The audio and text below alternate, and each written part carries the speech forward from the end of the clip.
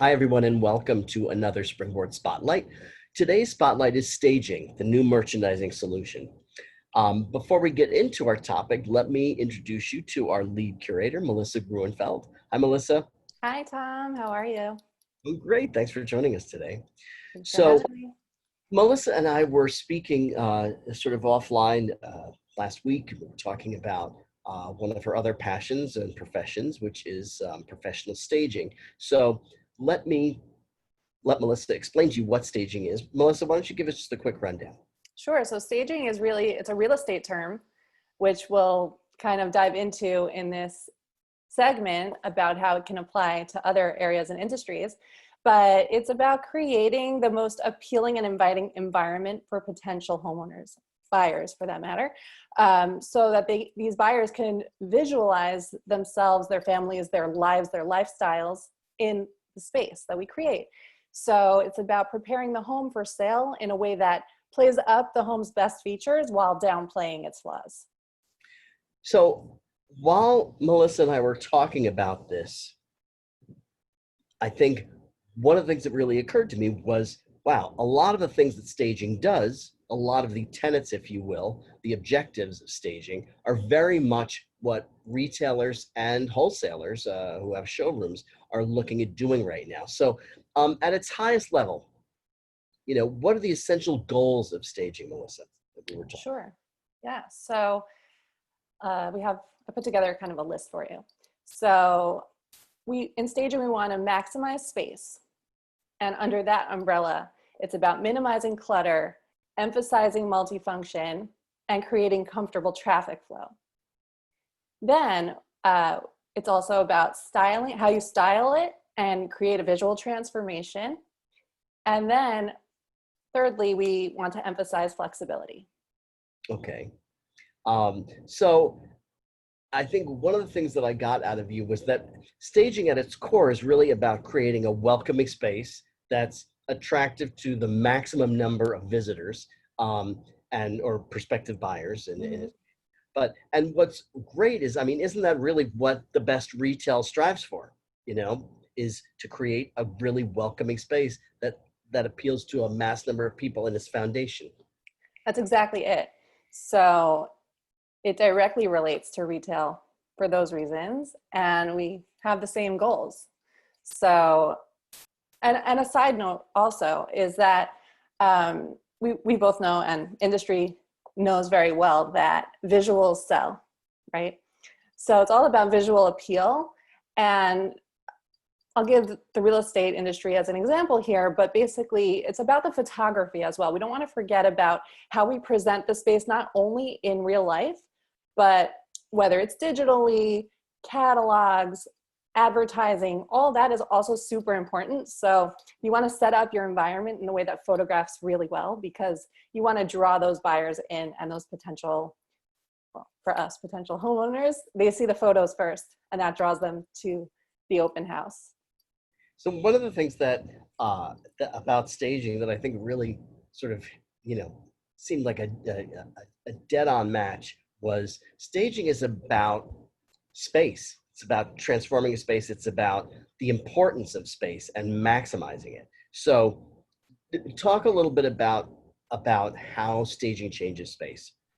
Of course, this is perhaps the most important foundational aspect of staging. So when we think about space, it's about comfort, is it not? Right? So it's not only about physical comfort, but there's a psychological aspect as well, right? Just think about it. Anyone who's working in a cluttered environment or shopping in a cluttered environment, right? You can't think clearly, can't make decisions comfortably. You kind of feel rushed, like you want to get out of there. So when you create space, you're creating space for your mind to function as well as your body to feel free and comfortable physically. Also, right now, just the, COVID-19 has made the physical space in environments, everybody's looking at, okay, how do I create the 9-foot aisle so that I can pass somebody and still save distance at the same time? Space is it's everything we feel. When we were conversing, we were talking about, feeling claustrophobic in a space. Right. Not only does it not let you concentrate on what it is that you're looking at, but all you can think about is, am I safe? You know, am I safe in this space? Hmm. The other thing that you talked about, which I thought was really interesting, was how staging addresses traffic flow. What can you tell us about that? Sure. Well, kind of piggybacking on the previous point, we want to make sure that we're also not wasting space at the same time, right? So creating space means also not wasting space. So we think about dollars per square foot, right? You want to make sure you're not throwing those dollars away. You want to make them work for you and for what you're trying to sell. So, sorry, just back to what you were saying, I want to regroup traffic flow, right? So there should never be a question in the buyer's mind about clear directional patterns in the store, if we're talking about retail, right?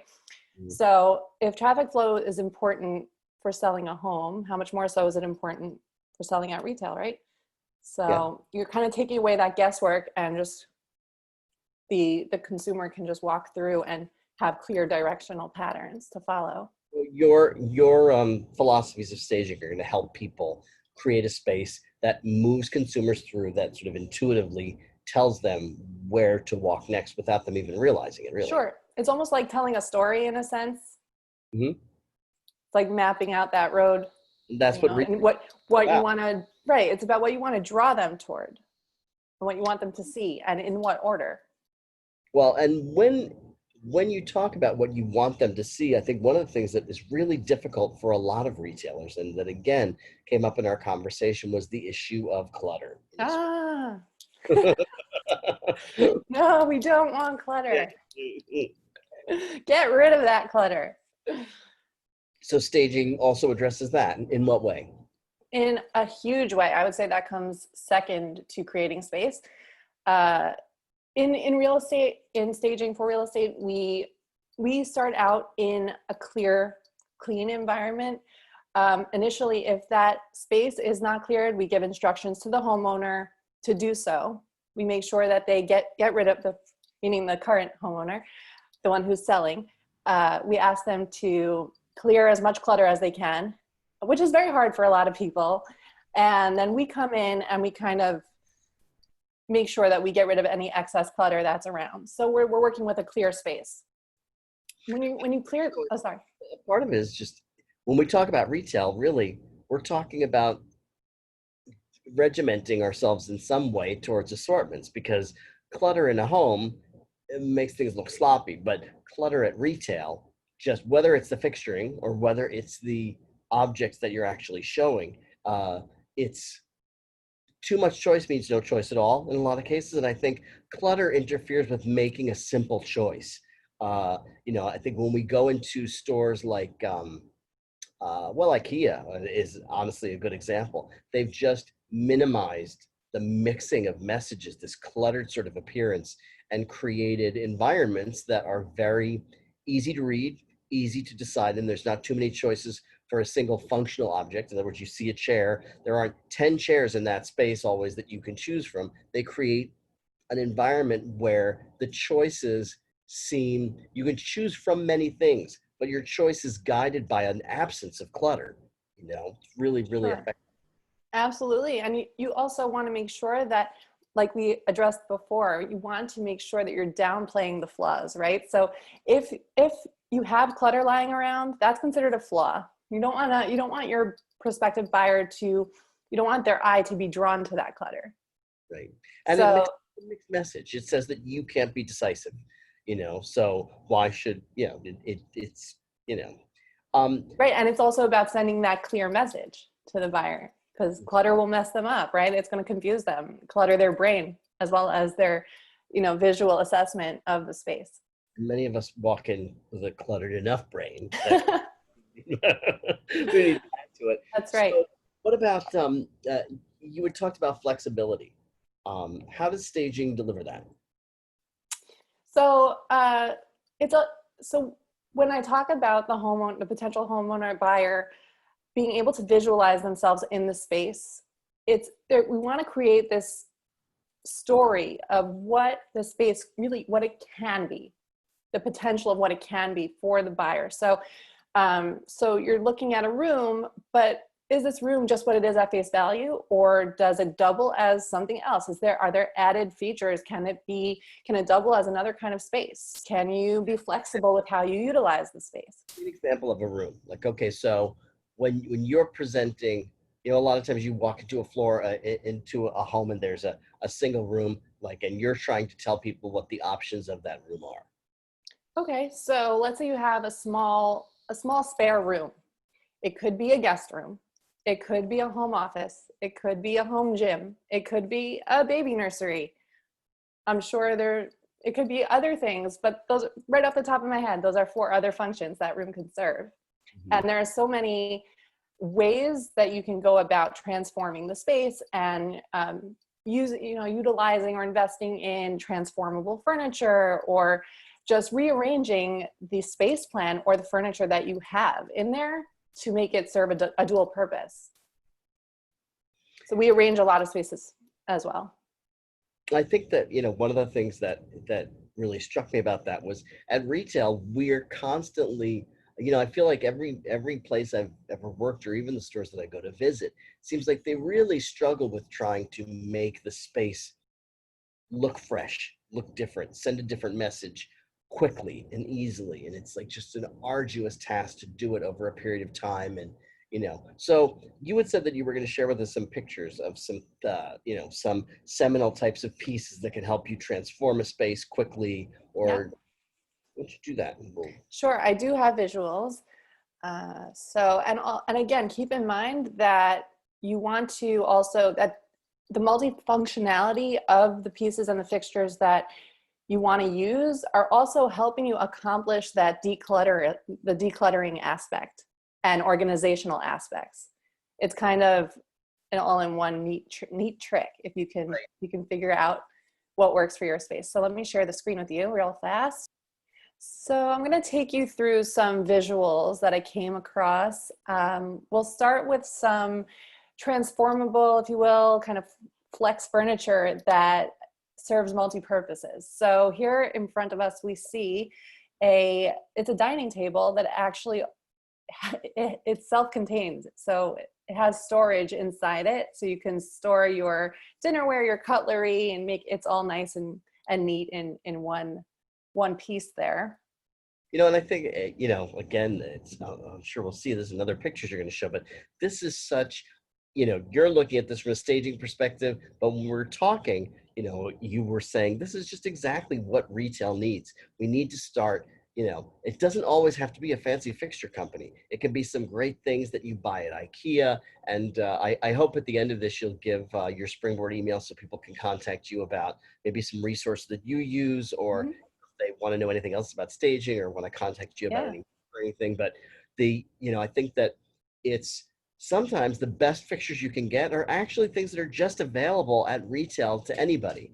And they create a great space in a store like this, and give you great storage right on site. So you're not clogging up the back room with a lot of visual stuff. But also you can keep stock inside these things. I was just going to say that. Exactly. Great. It's a great idea. Okay, go ahead. Yeah. Less trips to the stock room. Yeah. So here we have an example of a living room that's kind of transformed into a home office just by use of this fixture here, if you will. It's a coffee table that turns into a desk. And again, storage inside. So multi-purpose plus storage. We love it. Also, oh, sorry. I mean, go back. Even in homes and in offices, when we have to keep our computer at eye level, you know, to do a lot of these Zoom calls, it's like, you know, if you're communicating with customers at retail, a lot of that new communication that people are trying to get comfortable with is the communication, you know, via media, via, you know, web services rather than in person sometimes. Exactly. I was talking to a colleague of mine, and she was talking exactly about this. I'll just quote her, not quote her, but mention her name to give her credit, Brianna Rutstein. She's a head stager that I work with sometimes. And she was saying exactly what you were just talking about, Tom, and how specifically in this current climate that we find ourselves in, transformability and multifunctionality we have to be able to live and work and be and do all sorts of things simultaneously in this day and age. So these pieces are so important and vital to our day-to-day, but also so applicable to retail. So let me ask you a question, Melissa. I'm not trying to sell anybody, honestly. Yeah. So it's very easy for us to talk about staging as it applies to retail, but my question to you is, so if I call up a stager, or I call up you or Brianna, or maybe you can set us up with other people if we need to, but let's say I'm a retailer somewhere in the States, okay? And I want to do this, but I'm not exactly sure how to do it right just that first time. So I can, I can take it from there, but just get me set up, get me thinking in this direction the first time. Can you put us in touch with somebody who is a stager that we can contact if we contact you directly? Yeah, absolutely. I mean, I'd be happy to do a consultation as well, but I can also refer you to other professionals and colleagues of mine that I worked with. East Coast, West Coast, you tell me where and I can try to help you and point you in a direction. Give the listeners Melissa's email right now, just in case they have questions for us. You can, of course, contact me, which is Mirabile at springboardfutures.com, Mirabile, or Melissa Gruenfeld, M like Michael, Gruenfeld, Gruen like Nancy, FELD at springboardfutures.com. And if both of our names are just too much to deal with, you can always do info at springboardfutures.com. Yeah. Very good on the spelling, Tom. I'm impressed. Listen, I've been doing it for a while. Well, it's easy because it's on my screen right now. So let's go on. Okay. So this one blew my mind when I saw it. It's your favorite, is my favorite too. You had to explain this to me, so I just want to put it out. Yeah, of course. I know it might not be so obvious because it's so dramatic, but on the left side, you'll see a mirror hanging on a wall, right? Would you know that that is the same piece that transforms into what you see on the right, that dining table? How cool is that? It's a great piece. This is made for retail. Exactly. It's like, it opens up space when you need it to be open, but you just, I guess, flick the top knob and the mirror splits in the middle, and you've got two legs that support that table, which is a great display space. I really want to learn the mechanics of that. It's so cool. I know you're hitting me for me to buy you one, but you're Oh, no, it's okay. Thank you. No, thanks for the thought. So here we have, again, it's a dining set, but the stools there double as storage cubes as well. So you don't have to use the storage cubes as part of the table even. You can use them as, however you see fit. They're just shown here. They are staged as a dining room. So, but if you feel a need to put those stools elsewhere in the store, so be it, and hide your props inside. Docking close to the display area, because a lot of stores that I've worked in or stores that I've dealt with, it's a hassle. So salespeople say to themselves, okay, I'll replace it later. I'll just sell what's on the floor and I'll replace it later, but then they just don't get to it because things get busy, we hope. And, so this is just a great solution for that. I agree. And now we're talking about transformable spaces also, right? So we want to be able to move your inventory, right? Mm-hmm. And you want to kind of tell certain retail stories and be able to transition those spaces as you see fit, as you change over your stock and inventory. And so here's a great example. Obviously, this is used in a home.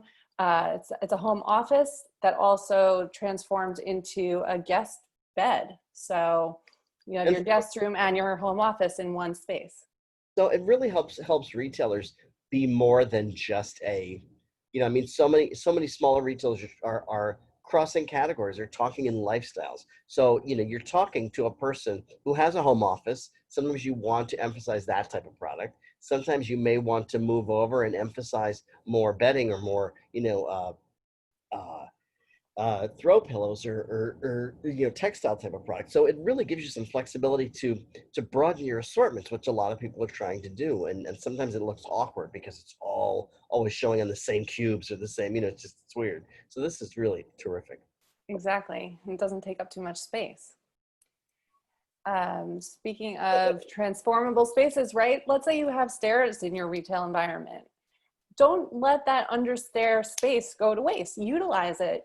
Use it as storage. Use it as display. Use it as however you want to tell that story. But don't let that space go to waste. That's what I wanted to show here. Wonderful. And here, just by adding a simple divider, room divider, can totally create separate stories within the same room, within the same sales floor. So I don't know if you have any notes to add to that, Tom, but it's just it's a simple way, and it's so visually appealing.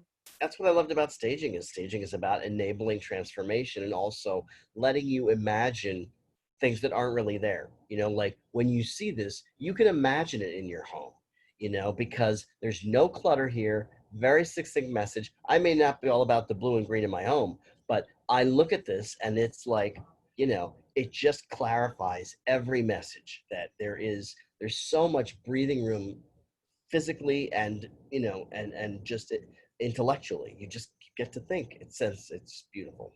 Sure, and it's not just a room divider to divide the spaces, but you can purchase a divider that will allow you to style it as well and show off your merchandise in that way. So it's serving a multi-purpose there as well. So your room is now multi-purpose. But mirrors staging too. Like there's a big mirror at the background here, and in other rooms that you've shown and things that we've talked about, I've seen a lot of mirrors. Do mirrors, are they used in staging usually to make a space look bigger, or is that just my imagination? Absolutely. They are used all the time, and we use them in so many different ways. Sometimes, staging is a lot about thinking outside the box, and this is what we want at retail as well. So I was doing a project once, and I was going to place, there was a series, we like doing series of mirrors sometimes as like a wall treatment. It really makes the space feel larger, but also looks very styled and glam. So it's a good trick. yeah, it's a great trick, but sometimes we put the mirrors vertically, and then we're like, what if we flip them horizontally? And we kind of play around with them, and then someone walks into the room, wow, I would have never thought to put a mirror horizontally. I would have thought to put that vertically, and yet you put it in this series, or you utilized it in such a way that, the average person might not have thought of. So have fun with those mirrors. Yeah, and I think, overall, when we look at this, I think the first time you do it, which is why I mentioned maybe getting, a professional consult for the first time, because there's some big decisions that you have to make, and it takes a commitment to being uncluttered. Takes a commitment. Just narrowing your assortment at all takes a commitment, because it means that you have to have a really clear point of view. But it's like the first time you do this, the first time you buy those few things, it can be a little daunting, but doesn't mean a ton of expense. And it makes it so much easier ever after. This is not a reinvent. We're not talking having to restage your place every 3 weeks. Do it right the first time, and it can last you months and longer, right? Absolutely. I mean, that's a little bit of a different take on it, because in staging, we're bringing in furnishings that we have in inventory in our warehouses somewhere, and we're changing that in and out, for each property. But for retail, you want to invest in some core pieces that you're going to stick with for some time, that are going to serve multi-purposes for you, so that you can use them in different ways. But there are also the options of rental furniture as well. If you need for maybe a season or two, and you think you need an additional piece somewhere, there's, that's not unheard of, to rent some fixtures or furnishings. So we're going to have to wrap up soon, but I know you, and I know that you're the great summarizer. So summarize for me. Give me the tool that helps me move forward. Okay, so I actually have I'm going to stop the share here. That's good that you asked, Tom. I knew you'd do something, because you're always summarizing everything for me. So well, not like summarizing, but I put together my personal tips and tricks that I use on staging jobs that I think are applicable at retail. So for one, we spoke about this, and I can't emphasize it enough: clear clutter and unnecessary items that might be in the way, right? Less is more, for sure. We just spoke about this. Add mirrors to small spaces or any space to make the space feel larger and play around. I figured that out, and it was one of your tips. It was. I didn't even share this with you in advance, so you. I know. Yeah. Okay, so what you don't want to do also, you don't want to cover or cut windows awkwardly. Okay, so make sure that if you have natural light in your space, use it. Make sure that you don't make our space look darker or heavier unnecessarily. If you have that natural light, that's always a plus.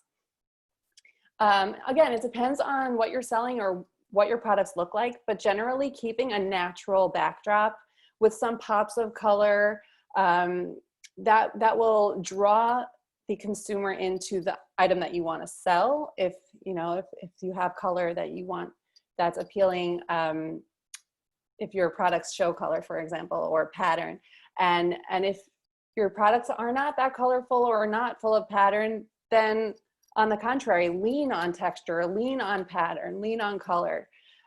Just make sure that you're attracting exactly what you want the consumer to see. So we spoke about this also. Create multifunctional spaces to add value. And we showed you just a few visuals about that. What you don't want to do is force pieces that don't serve a purpose or visual appeal. So that kind of goes along with clearing the clutter, right? So you don't want anything that's kind of getting in the way that doesn't serve a purpose. Right. If you have verticality, use that to your advantage. Play up the height when you have high ceilings by placing vertical fixturing, vertical art, vertical mirrors, shelving, interesting lighting fixtures. Definitely draw the eye up. Another thing, add life to the space, add some greenery. It always helps. Excellent. One more, actually two more, in regard to merchandising or displays, right? So you want to vary the placement of accessories, and you kind of want to stagger them to create added visual interest and appeal. And you don't want to leave shelves empty, but you don't want to overcrowd them either. So it's a balancing act. You want to balance the shelving displays and table arrangements with some heavier items and some lighter items, some more on one side, maybe less on the other. Symmetry sometimes plays to your favor, sometimes it doesn't. So play around with it. I think also that, a lot of people know whether their customers, whether stocking on shelf is a good idea. Like, do you have enough people in the store to help you refresh? Or is it going, is stocking on shelf just an impossibility for you? Are you going to be able to keep it neat? But just keeping in mind the idea that clutter is so anathema to concentrating on the great message you're sending, that, if stocking on shelf is going to cause clutter, don't do it. Make people take it to the register and make people go to the back and get a replacement. Right. This has been such a tremendously interesting conversation. I know, and we can go on and on. I know, I really could. But it's really useful, and I think that at Springboard, that's really what we focus on, is something that's actionable, something you can do today to make things better. We know that small retail is really being challenged right now. If you can think of ways that Springboard can help you, information we can give you, please send us questions, info@springboardfutures.com, or you can contact Melissa or myself or any of the Springboard team that you see on our site. Come visit us at springboardfutures.com and tell us what you want. Tell us what you need, and we will help you move forward. I just have one more, if I may. Send you her list of tips and tricks in text format if you'd like it. And we look forward to hearing from all of you. And Melissa, thank you again. Of course. And just one more message to those retailers out there. Looking at your retail environment with fresh eyes might sound a little daunting at first, and it might seem like, it's a big mountain to climb, but ultimately, if you break it down and follow the simple techniques that we shared with you here, you'll see that you can really think outside the box and transform your space and create it, make sure that it's working in the ways that you need it to work for you. So I hope that it was helpful. All right, thank you so much. And I'm going to make you get me a lamp next holiday, because obviously I want to look as healthy as you do. I look like a Smurf right now. Daylight. It's just called daylight. The window right here, but even when I move around, I still look awful. I don't know, Tom. Maybe it's your computer lighting. But anyway, Either that or folks don't need to be bothered with this. Okay, thank you all so much. Thanks again, Melissa. It was great to talk to you, and we'll You talk. too. Thanks, Tom. Bye. Bye, everyone.